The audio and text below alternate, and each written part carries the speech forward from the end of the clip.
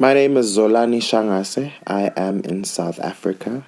The time is 2:09. I am an artist, I'm a creative, and I am currently in lockdown. I think being in a lockdown or quarantine has basically created such anxiety being an artist. Like it feels like it's been reduced to a non-essential. I've been affected. I've had to really adjust my thoughts about art and how people receive art and how else to try and give my work out to people. And it's also made me realize how privileged I am just to know that I come from love. I have a lot of love in my family, and a lot of people don't have that, and I can't imagine what it would be like to be quarantining or in lockdown with your abuser. I'm Daniel Bailey. I'm in London, England, and the time is 1:28. I'm a performer, freelance journalist, and I explore social politics through art and film. I find it quite interesting how much the government has helped people, especially homeless people, in regards to getting them off the street into hotels or accommodation. I don't know the statistics on that, but it's literally taken a pandemic for them to help those people.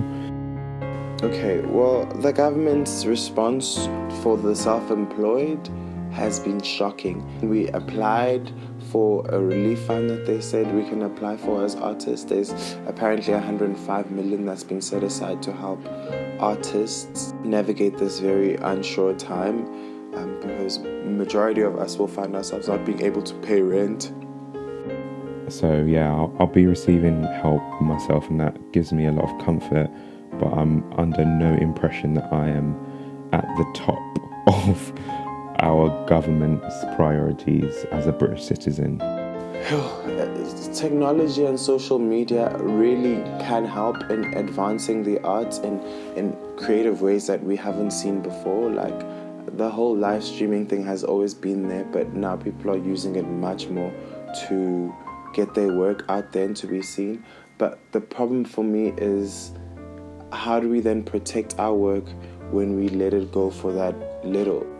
Black people and African people have been treated like lab rats for hundreds of years, and it was never a surprise to me that they would consider testing the corona vaccine on black and, African people. But because there is a lot less noise, and basically people have to stay home, everyone's ears are up and everyone can see what you're doing in plain sight. You cannot test a vaccine on people where the illness didn't even originate, in a sense. Why can't the people testing the vaccines test where their problems are in their own places? But I just find it interesting that even when we've been presented with a conversation on live news, what people responded, what demographic of people responded. Test on your own people if that's what you want to do.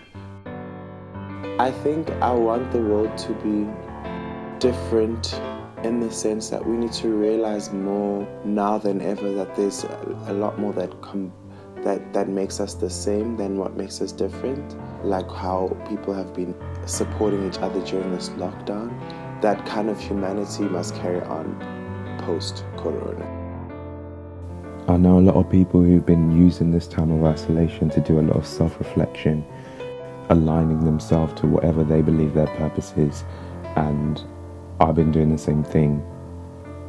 I don't know how I want the world to be once we step out of this, but I know how I want to exist in that world.